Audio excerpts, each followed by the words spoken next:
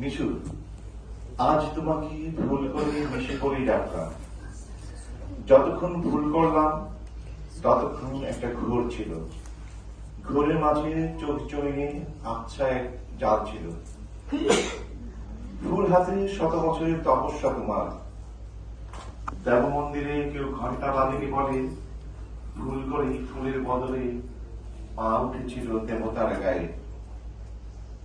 রুদ্ধ দেবতা ক্রুদ্ধ হলেন, তিনি অর্থহীন পাথর বনে গেলেন।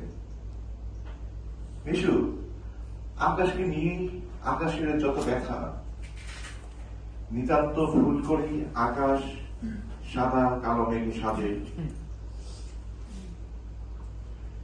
নিশু, আজ তোমাকে ভুল করে নিশি বলেই ডাকলাম।